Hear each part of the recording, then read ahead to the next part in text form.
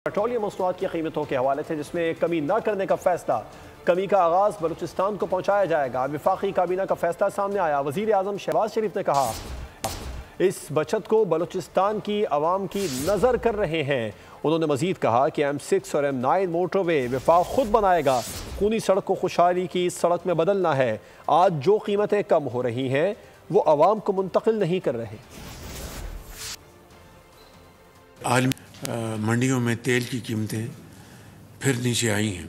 आज 15 है तो आज इंशाअल्लाह कीमतें तेल की और पेट्रोल की कम होने जा रही हैं। M6 M9 इंशाअल्लाह इन्वेस्टमेंट से होगा और वो वफाक ख़ुद बनाएगा।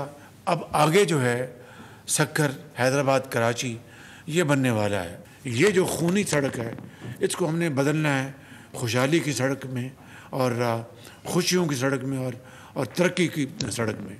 तो ये हाईवे होगी 2 वे, मगर इसकी मेयार मैंने जो फैसला किया कि वो मोटरवे का मेयार होगा। 2 साल में ये हाईवे इंशाल्लाह मुकम्मल हो जाएगी।